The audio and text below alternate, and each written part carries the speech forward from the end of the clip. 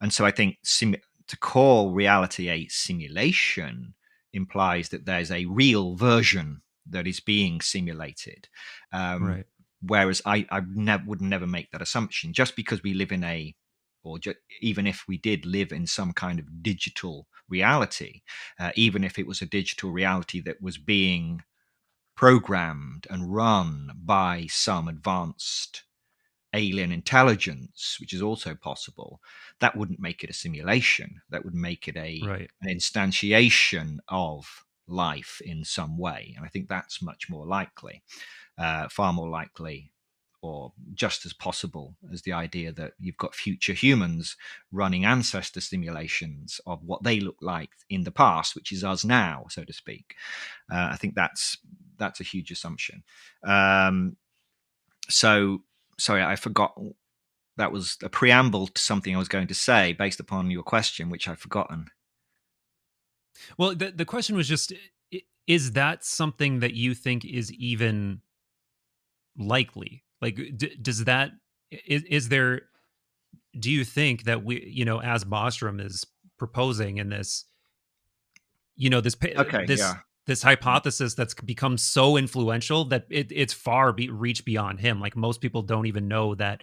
I mean, of course, he's not the first to propose that we live in some kind of simulation. That goes back to, like, I mean, Maya, right? I mean, it goes yeah, back to, yeah. like, in Indian. Plato cave and um stuff like this. Yeah, right. Oh yeah, yeah. And by the yeah, way, that's the video I've been working my ass off yeah, for the last month, is Plato's cave and the sort of more esoteric dimensions of what he's trying to communicate there. Because, total sidebar, but that's usually presented as this, like, epistemological thought experiment. But a lot of the later Platonists really took it as like a serious statement about ontology, about, we live in the cave in an ontological sense, and there is a higher reality in a non-metaphorical sense that you can gain access to. So there might actually be some overlap with the conversation we're having in that. But before we even go there, yeah, this idea of simulation hypothesis, and yeah, we're just going to eventually figure out how to simulate consciousness, and consciousness won't know that it's simulated. It will just think it's conscious.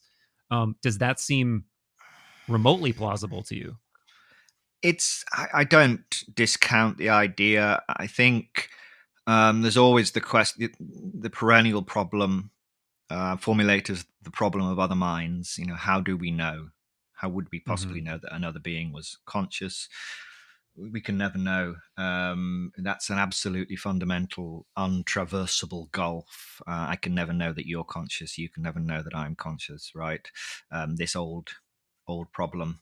But I think there are kind of a number of, from kind of reading the literature over the last couple of years, there are some that believe that, particularly with going back to AI, that eventually, yes, it would become, from AI, uh, a super intelligence would emerge, which would be Hmm. conscious, and that might then usurp and replace humanity. So that you have this, um, what's become almost a, transhuman, not even a transhumanist, really, an obliteration of humanity, and the full replacement by this super intelligence, which I can't get my head around why anyone would be excited about obliterating what we have. I mean, I'm in many ways,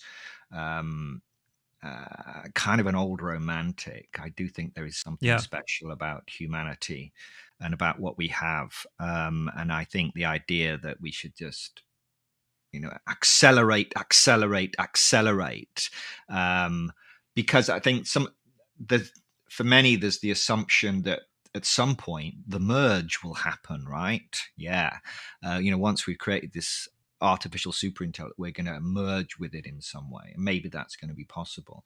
I don't know, but I think, um, consciousness is the only undeniable fact. I mean, this is Mm. Cartesian. This goes back hundreds of years. That basic fundamental, the only thing you can't deny is your own consciousness, and everything that happens through our consciousness, everything in your entire life, no matter how scientifically grounded it might be. It's always proceeds through consciousness. And so I think the idea that you would create this separate consciousness and then somehow our consciousness would merge with that, I'm not sure how that connection happens or why anyone would assume that that would be possible. But I do think that what's more likely is that it will happen in some way through consciousness. That Yeah. it's a subjective thing that's happening to us rather than something that's emerging on a computer, if that makes sense, or emerging elsewhere on some computational substrate, and then we make the merge. I think it's more likely to me, based upon what we experience with DMT, is that it's something we directly access and move into, rather Mm-hmm. than Mm-hmm. something that Yeah. Yeah. is built separately using, you know, Chat GPT 9.40 or whatever. Yeah. Yeah. Um, but actually, it's something that is it's directly apprehended and directly approached and transcended. Yes. Um, but they can't envisage that kind of idea because they want something they can run on their huge NVIDIA graphics cards or whatever the fuck it is. I Right. don't know. Right. Right. You know what I mean? Um, Yeah. Of course. and Yeah. so to them, that what I'm suggesting implies the same kind of technology or an extension or a development of the same kind of technologies again that have been used for thousands of years by indigenous peoples, where it's a direct experience Yeah. of the transcendental other, of that intelligence beyond that we're interfacing with, and that's how it's going to proceed, not through, as I said, computational models that are being built and emerging elsewhere, and that we somehow have to find out how do we bridge those.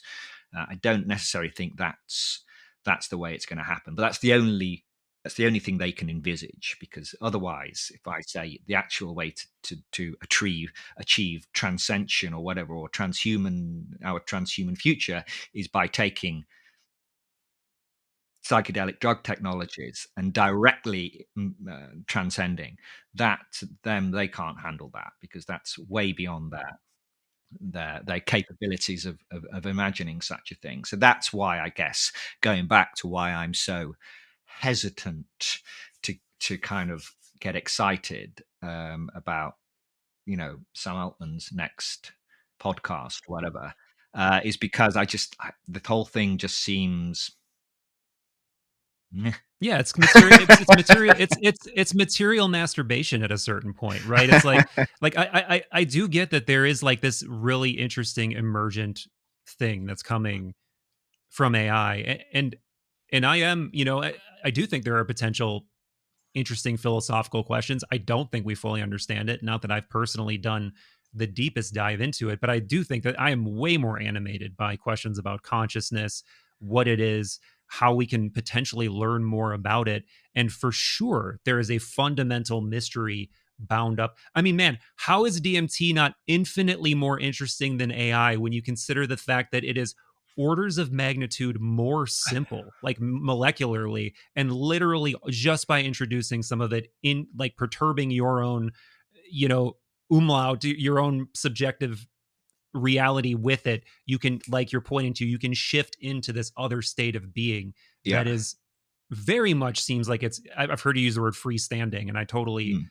agree with that. Do you know the word noose, the Greek word noose? NOOS, Yes. Yeah, like the it's noosphere. essentially, Yeah, yeah, yeah, yeah, yeah, that's where it comes from, right? yeah. It's like it's a pre-Socratic idea actually. It goes, I think it's Anaxagoras who first proposed that it's essentially like we are in Noose and Noose is also in us. But then you get to Plato and he's really the one that starts to like balloon out this idea that there's like a co-participation in it, but we don't own it. It's like we have a share of it participating through us, but the intellect with a capital I is not ours. And that's something I'm not sure if I've heard you quite comment on before. So that's interesting to me. Yeah, well, what's this saying that the eye with which I see God is the same eye with which God sees me? Yeah, right.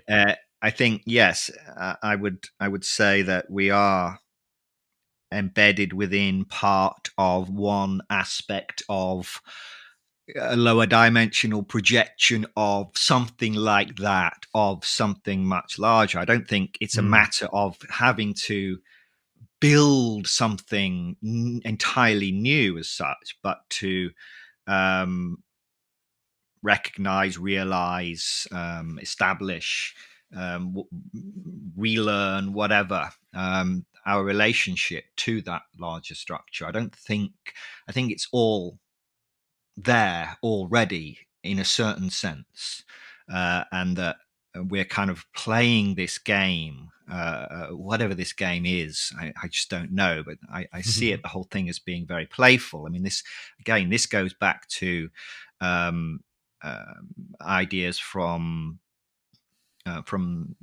Vedanta and Hinduism, the Yeah. idea that Hmm. Layla, Leela, Hmm. Layla, I that think it's was Lee. I that's think the it's Leela. Clapton song. I'm Yeah, thinking Layla's of Clapton. You're right. Yeah. Yeah. yeah, great Got song. me. Oh, yeah. Yeah, Leela, right? So Yeah. the play of Brockman, right? In constructing reality, I've always felt a connection there, because it really does seem to parallel a lot of my thinking on these things, and it's nice when you get that. You get that these ancient wisdom traditions that have come to the same kind of conclusion, and that's how I see it. I see reality as being this grand game. I don't take it all that seriously, in a very kind of grave and grand sense. I'm doing important work. I do see it as part of this very, very, very fascinating and fun and extremely interesting little game that we're playing, as in our little slice of reality. And what's the end game? I don't know, but it's just a fun game to play. And I think waking up from the dream, whether it's something like that. And realizing that it was all a dream, and go, wow, wasn't that a lot of fun? This is Alan Watts, man, Right.